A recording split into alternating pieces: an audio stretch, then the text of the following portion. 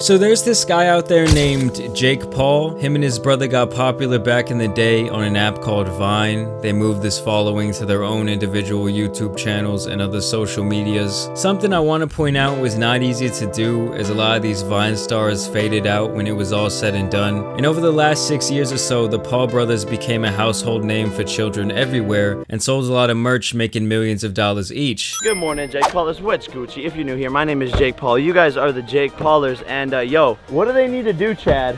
You need to tap that subscribe button, baby! You need to tap that subscribe button right now! They were on Disney, they were in movies. You know, it really does sound like the perfect story for two brothers from the country gone Hollywood. But throughout the years, they've both had their fair share of public blunders, to say the least, making many mistakes while also making a lot of smart business moves along the way. I'm telling you guys, suddenly having this type of power at a young age like this can be very dangerous for some people. And staying relevant for this long is not easy and requires a lot of quote-unquote playing the game. Kids everywhere were losing brain cells from watching this content.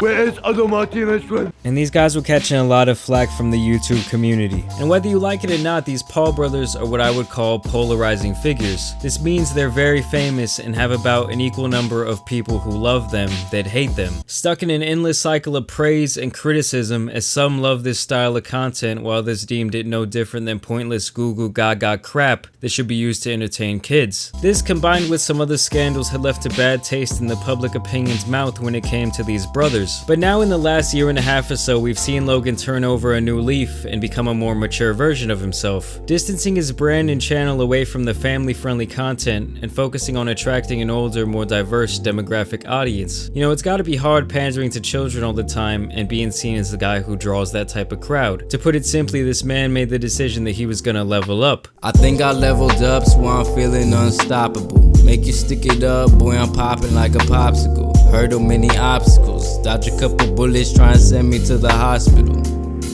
The podcast and the new style of vlogging / documentary content is actually pretty good. Besides this one dude Mike, who I just can't stand. He's always going on and on about his past drug addiction and his P-star girlfriend. How many times do we gotta hear your justification as to why it's okay half the world saw your girl get piped by the Lifetime Fitness Rec League champions, buddy? It's okay. It just couldn't be me. And look, if you asked me 2 years ago if I ever thought I would enjoy content from the Paul brothers, the answer would have been hell no. Hello, everybody. I'm just a blonde white boy from Ohio, here to cause trouble in your country. Hey, yo, good morning, Logan. What's up? But now Logan has really surprised me, and he puts out some decently entertaining stuff. Look, I'm not saying I'm his biggest fan and even watch a lot of his content. All I'm saying is, like him or hate him, this dude is killing the game right now and has completely revamped his public image. For me, my opportunity to redeem myself and make a comeback and I change who I was, which is the shell of where this new tree has had to start, was through boxing and continuing to make quality videos. Jake Paul, on the other hand, has done the complete opposite. He's having an identity crisis at age 23, and I feel like ever since the documentary with the Pillsbury Doughboy came out, this man just hasn't been the same. Shane tried hard to make Jake look good, and I think in the end, doing this hurt him more than it helped. I'm telling you, the mind of Jake Paul is slowly deteriorating. And yes, while his decline has been slow, it has been noticeable, with most of his content in a weird middle place trying to decide whether it's for kids or it's for adults. You could be your stepsister. Oh, I'd love to be your stepsister. Let's go to the laundry room then. Oh, shit. But we're not supposed to be doing that. You're my stepbrother. Does he want to make music? Does he want to do boxing? This guy just can't seem to make up his mind with what he wants to do, and it's really starting to turn people off. On top of this, a lot of his previous fan base simply started to outgrow Jake and his style of content. This is someone who used to be at the very top of the YouTube game. Now he's constantly just going on his brother's podcast to cry about his quarter-life crisis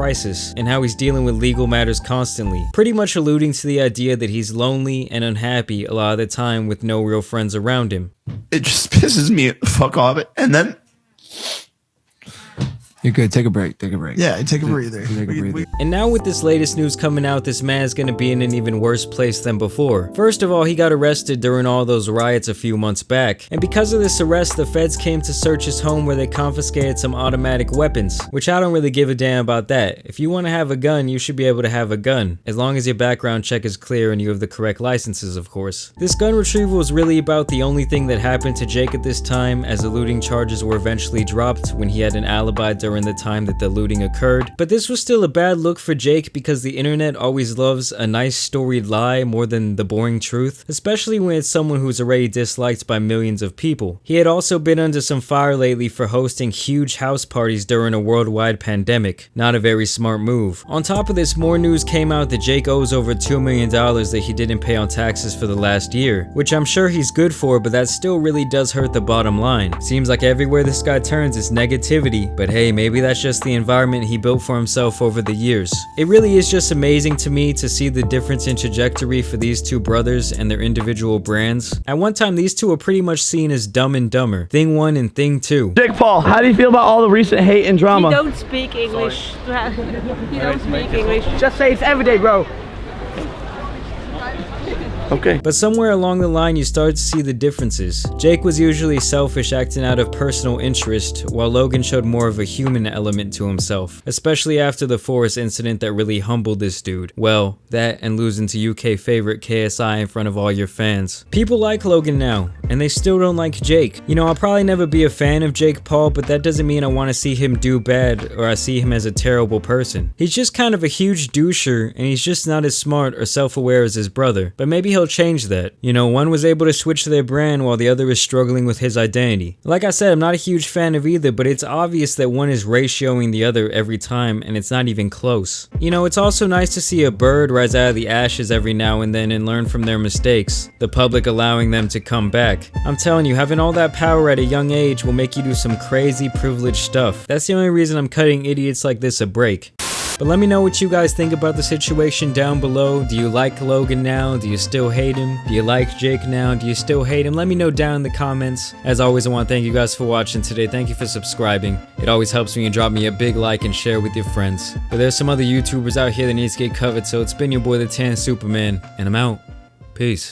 Wow, you actually made it to the end of the video. Good job, pal. There's actually something I'm going to start doing at the end of some of these videos now, especially the longer ones that have more content. I'm just going to kind of want to, you know, connect with you guys on a more personal level and just talk to you guys about what's going on with the channel and, you know, the growth and everything. Because lately, you know, I want to say thank you because there's been a lot of growth on my channel. There's been a lot of new subscribers, a ton of likes, a ton of views. I mean, I really, you know, I'm feeling the love lately, so I wanted to say thank you for that, guys. I also wanted to highlight this girl at O_moonlight_OX on Twitter. She made me this awesome fan art for, you know, some Tan Superman fan art, so I thought that that was really cool.